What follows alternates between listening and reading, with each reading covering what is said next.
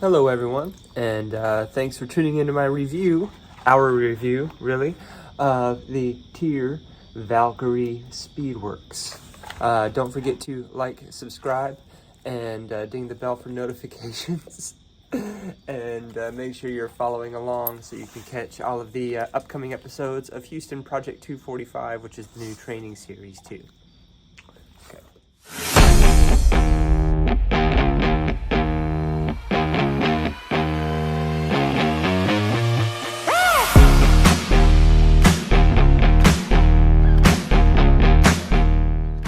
Okay, we've got the TYR Valkyrie Speedworks specs and features here. So I love this pure white colorway. It is super clean, super fresh. We've got the Launch PX midsole, just like its big brother here, the Valkyrie Elite Carbon. We have a nice, very airy, very open mesh upper. Here we have moderately padded tongue, pretty thin but moderately padded. The heel counter is fairly padded. It's a little more rigid than the heel counter on the Elite here. I'm going to compare these shoes a lot, so that's why I got this guy over here in the frame. We've got the TYR branding here on the back, on the side of the heel, rather than up on the forefoot where it's nice and visible to everyone who you might be passing. But the midsole, as far as I could tell, is the exact same midsole here. It's the same measurements. It's 39.5 millimeters in the heel, 33.5 millimeters in the forefoot for a 6 millimeter drop. The same stack height and drop as the Elite Carbon. As far as I can tell, the only real difference between these shoes, other than the thickness of the tongues and the stiffness of the heel cup there, the heel counter, is the fact that the Elite has a carbon plate, tap the plate, and the Speedworks has more of a plastic plate. They both have the same outsole coverage, that latticed rubber outsole. Look at that white outsole. I almost don't even want to run in it. It is a super clean look. Now, there's a tropical storm in the area right now, so the roads are pretty messy. I almost don't want to run in this, but I'm gonna run in it this week at least. The weights are very similar between these shoes. I think I measured the Speedworks at 242 or 241 grams, and the left and right shoe were only about 1 gram apart. That's 8.5 ounces. So I think it is less than 1/3 of an ounce heavier than the Elite Carbon. We're talking about 10 grams, maybe less than 10 grams. So if this was something you were considering for racing and might want to save some money, then the Speedworks might be the way to go. It might have that nice roomy toe box too. Now, I haven't run in them yet, so I still have to check the fit and see how they ride. But I think, especially with all of the discount codes that TYR has out there, this might be a better buy for someone who may not need a super racer from TYR, if you're looking for a super trainer that you could possibly race in. But we'll see. Let me get him on foot. So the fit is pretty snug. I've got about less than a thumb's width worth of room here, but it's appropriate because my foot's not moving around at all. It fits a little bit like the Elite, maybe a little bit more snug, but I feel like I've got plenty of lateral room in the forefoot here. It is a little bit wider of a fit than some shoe brands. There is a fully gusseted tongue. I forgot to mention that, the specs and features, and the insole is non-removable. But I think I'm pretty happy with how the fit is. The lockdown was immediate, so I think these are going to be good. And they don't feel unstable. They feel pretty poppy. I'm almost thinking I shouldn't have even gotten the Elite and should have just gotten these. But I got to get them on the road to confirm that. So we'll see. Okay, so I just did my first run in the TYR Valkyrie Speedworks. And yeah, it was some speed work, actually. Not my speed work. I was pacing a friend for some timed intervals, some 2-minuters on the road. And those 2-minuters were actually about what my marathon pace would have been. It was more of her tempo pace, her LT pace, with short recoveries. So I got to spend a good amount of time at a nice quick pace in these shoes. they gave me real Saucony Endorphin Speed vibes, although I think I might like them a little bit better than the Endorphin Speed, but I don't know, that's saying a lot. I've only had one run in them. Really comparing them in my head to the Valkyrie Elite Carbon and the Saucony Endorphin Speed 4. So that is to say, they're in good company. I need to get a few more runs in them, some base runs, maybe even touch on some higher intervals or something to really get my thoughts together. And of course, I'll need to do a shoe off. But yeah, first run, pretty good opinion of the Valkyrie Speedworks. Okay, it's time for a shoe off with the TYR Valkyrie Speedworks, and there's a little bit of a variety of shoes against which I'm testing it. And in order, we're gonna have the Hoka Mach 6, the Topo Specter 2, the Puma Deviate Nitro Elite version 2, not the just Nitro, but the Nitro Elite 2, and there's a reason for that. The TYR Valkyrie Elite Carbon, which is the racing big brother to the Speedworks, the Mizuno Neo Vista, and the Saucony Endorphin Speed 4, which I think is the shoe that is the biggest competitor or closest comparison to the Speedworks so far. So this should be an interesting one. We are at beautiful Abersham Park in Davidson, North Carolina for this shoe off. There's a lot of greenways around here and not trafficy roads to run on, and it also butts up against Fisher Farm Park, which has some beautiful single track, some of the best trails in northern Mecklenburg County. But we'll be on the paved portions today for this shoe off. All right, so the Hoka Mach 6 and the TYR Valkyrie Speedworks. Normally these shoes wouldn't have too much in common except they're reasonably lightweight, you know, trainers that you could do some workouts in.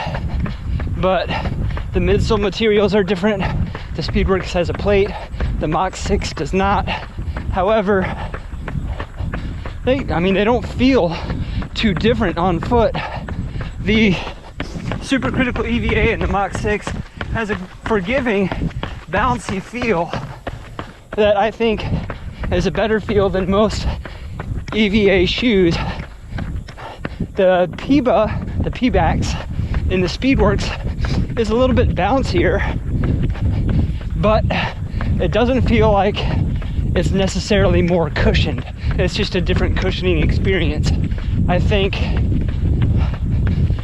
they would both have similar use case scenarios, so it would depend on which one you could get for a better value. The Speedworks is a more expensive shoe, but there are a lot of TYR discount codes floating around that could negate that. All right, the Topo Specter 2 and the TYR Valkyrie Speedworks. Having both of these on my feet, there's a lot of similar attributes to them. It's really making me think about how much I enjoy running in both of these shoes. They both have full P-backs midsoles. The measurements and stack height are not too different. The drops are fairly similar. The Topo has a wider forefoot, and I think it's more contoured to the midfoot, whereas the Speedworks is more locked down in the forefoot. Both of them don't move around, they fit really well. And the big difference is there is a plastic plate in the Speedworks, but it's not overly stiff. There's no plate in the Spectre 2, but it's not overly flexible. I think both of these shoes, sort of like the Mach 6, would have a very similar use case scenario. Might lean towards the Speedworks for something where I have some workout paces in there, but the Spectre could handle that too. Similar prices, $165 for the Spectre 2, $170 for the Speedworks. Although, again, like I said, with TYR discount codes going around, that's something to think about. All right, Puma Deviate Nitro Elite 2 and the TYR Valkyrie Speedworks. Yes, this is one of Puma's carbon-plated racing shoes, but it's the previous generation. They're on the Deviate Nitro Elite 3 right now, which I think is a pretty top-tier shoe. The Deviate Elite 2 was always a racer that I used as a trainer. And when I got it at 40% off of full retail, it was priced like a trainer, and I think that's where it needs to sit. Whereas the Valkyrie Speedworks is a trainer that could be bumped up to compete with some of those trainer racers like this shoe. And both of them have Puma components. The Valkyrie Speedworks has a 100% P-Bax midsole with a plastic plate. The Deviate Nitro Elite 2 has a mixture of Puma and supercritical EVA and a carbon fiber plate.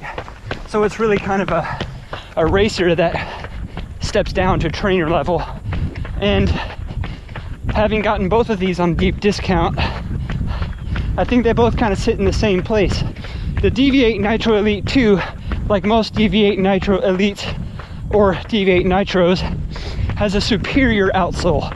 Even on this dry asphalt, you can just tell how the Puma grip grasps the asphalt.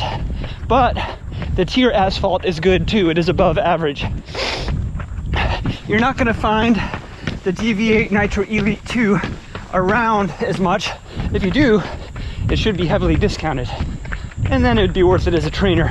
But I think the Speedworks is going to be just as good of a choice, and it's not even necessarily trying to be a racer, just a high-end trainer that could fill that role.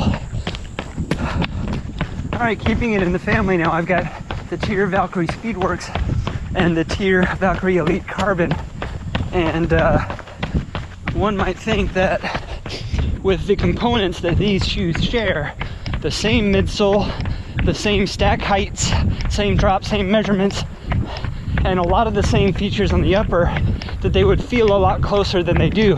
They feel pretty close. You can tell that they are part of the line companionship of a racer and a companion trainer. But the Speedworks does feel a lot more flexible, and a lot of that might have to do with that it's a plastic plate instead of a carbon plate. And how that really manifests is with the 6mm drop, and you have that thick midsole that extends under the forefoot because it's a late stage rocker. The Valkyrie Elite Carbon feels stable further through the gait cycle than the Speedworks. So you get more of an aggressive roll off on the toe in the late stage of the running gait than you do with the Speedworks, which you get a little bit of pre-flex before then.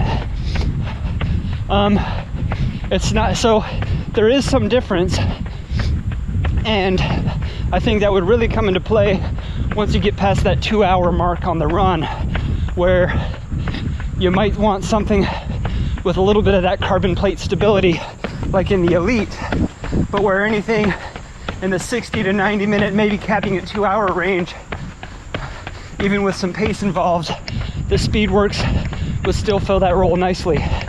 Whether there is an $80 difference in quality, I don't know if I'd say that. But with the 40% off discount codes that are going around, that brings them a little bit closer together. All right, so I have the Mizuno Neo Vista and the Valkyrie, the TYR Valkyrie Speedworks. And I brought the Neo Vista out because I wanted at least a couple of shoes that were high-end trainers that had plastic plates to compare with the Speedworks. But the difference between the experience in these two is almost comical. I mean, the stack height alone, it feels like I'm on a stilt on one side, you know. And the Speedworks is not a low shoe. There's 39.5mm in the heel, but with the 40 whatever in the Neo Vista and that really soft foam, it just feels totally different. Anyway, different ride experiences. There's very little overlap in the use case scenario. I do use the Neo Vista for long runs, but mostly long runs where it's LSD. It can handle the pace, but it's really when I just want a comfort experience, which it is very comfortable The Speedworks is not uncomfortable, but it feels so low to the ground and just feels stripped down and performance based compared to the Neo Vista. So I guess it depends on what you're looking at or looking for in your plated performance trainer. If you want something to be comfortable for a long time and mushy, then go with the Neo Vista. If you don't like that mushy feel but you want some bounce, some rebound, then the Valkyrie Speedworks is right up your alley. Okay, last one of the day. I've got the TYR Valkyrie Speedworks versus the Saucony Endorphin Speed 4. These shoes are very comparably priced. They're both $170 in the US before any discounts. The Endorphin Speed 4, I do not think will be discounted until the Endorphin Speed 5 starts coming along, and who knows when that'll be. The TYR Valkyrie Speedworks will not be discounted directly, but you join their mailing list or whatever, get a 10% off, 15% off code. But I guess you could do that with Saucony too, or find one of the other codes floating around the forums. Join the Supwell forum. Maybe I should link to that, but that's where I find my deep discount codes. Again, I'm not sure if I should share them on YouTube or not. Anyway, let's talk about these shoes. Both a beaded Puma midsole, very similar feel. Plastic plates, very similar feel. 6mm drop in the TYR versus 8mm drop in the Saucony. If I'm looking for it, I can feel it. It just makes me think there's a little bit more under the forefoot. Slightly higher stack there too, more of a racing shoe stack rather than a performance trainer stack. The uppers are going to be the biggest difference, and that's the Saucony has a little bit more of a plush upper like you would find in a daily trainer or maybe a performance trainer, whereas the TYR upper is very performance based, very lightweight, very breathable, big air holes. So if that makes a difference, I could also lock down a little bit more tightly without discomfort in the TYR.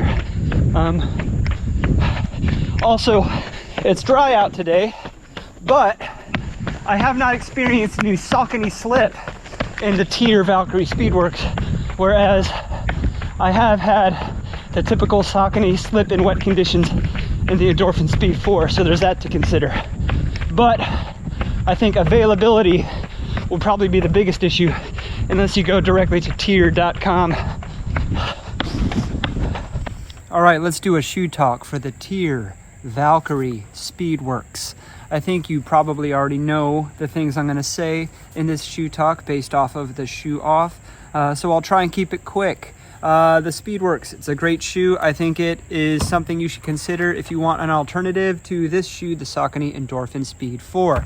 If you feel like the Endorphin Speed line has lost their mojo, a lot of people were really happy with the Endorphin Speed 1, Endorphin Speed 2, and then thought the 3 and the 4 went a little too trainery and lost some of that zing, then consider the Speedworks. However, I will say, when comparing the Speedworks and the TYR Valkyrie Elite Carbon, I kind of feel like that TYR might have shot themselves in the foot a little bit, the same way Saucony did when they came out with the original versions of the Endorphin Pro and the Endorphin Speed. Those two shoes were awfully close together in features and in quality, where I think with the Endorphin Speed 1, you got 95% of the shoe that the Endorphin Pro 1 was, but at 80% of the price. And I think the closeness in quality in these shoes versus the disparity in price is even more so. Now, I do think, like I said during the shoe off, if you want something that's going to have that stability and a little more rigidity, but still have that P-backs pop in a very long run, then to step up to the Elite would be a good move. Especially since I got this. I got both of these at very deep discounts. I used my own money, but I got them at very deep discounts. Especially since I got this for less than the price of a new one of these, a new Endorphin Speed 4. However, getting this for less than the price of a new Kinvara, I would say it is an excellent value too. if you already have this shoe, the Topo Specter 2, there are some differences, but I wouldn't think you would need to have both of these shoes. I like them both. I'm going to run in them both, but I really think the only thing that's different about these is this has a little bit more toe room and it does not have a plate, but it's a little bit more comfortable. This is certainly a very good Swiss Army shoe.